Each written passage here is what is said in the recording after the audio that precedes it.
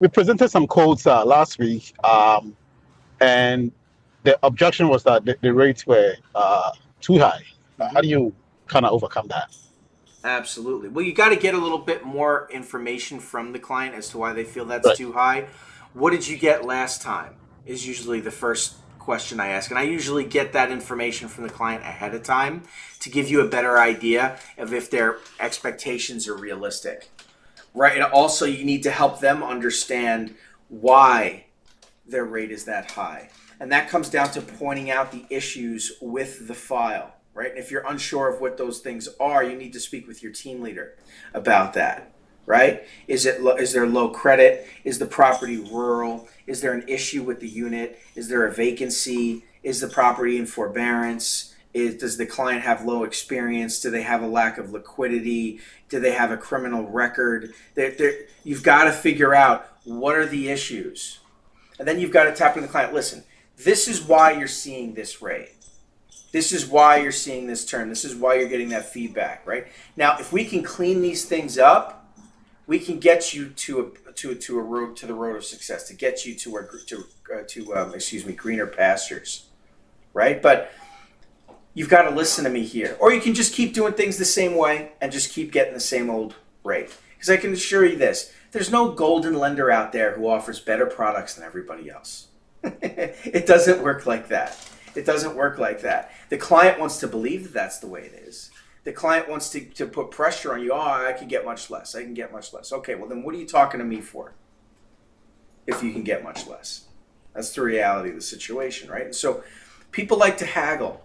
So don't always take the client at their word when it comes to this part of the call, of the conversation. Don't allow the objection to beat you. Don't allow it to, you act like you've been there before, kind of thing, right? And quickly gain control back from the client. Also help them understand that this is just the quote. It's not the end result. You didn't just sell them the deal, right? It's just, this is what it could look like. We have to dig in.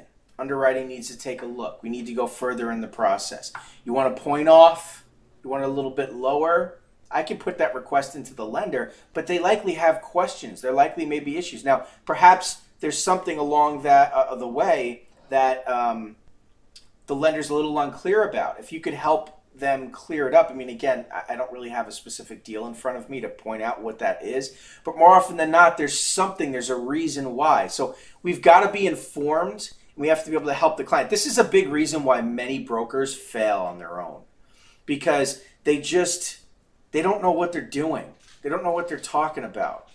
It's they get oh, you want money? Okay, great. Fill out my application. They forward it to the lender. The lender gives them an offer back or whatever. And then they get to this is what the lender said. Here you go. And the client has a question. And then they just go quiet. They don't know what to say. It's because they're not underwriting themselves. They're not going. Anybody here who's been with us for a while and isn't engaged in the advanced training doesn't understand how to analyze financials, how to go deep into product knowledge and affordability, and if you don't know how to do these things, you don't stand a chance. You've got to learn this stuff. Now, it's great that you can leverage your team leaders, but at a point, you've got to gather this knowledge for yourself so that you can deal with your client, so that you can sell to your client, you can win these conversations, these battles to get what you're looking for. Anyway, a message to the whole group. But does that make sense, James? Absolutely. Yeah. That's awesome. Thank you. You got it. Appreciate it. You got it. No problem at all. No problem at all. And so it's important that you guys are coming forward with questions like this. It's very, very important. You've got to be able to identify the issues in your process. You've got to be able to analyze the data, right? That's when I say data, that's the data that just came back for James, right? We just gathered, and through analyzing that data, we have intelligence now. And now James is armed with that intelligence to go make a proper decision on how he wants to communicate with his client. Ask yourself, are you thinking that way? Are you dealing with your client in that way?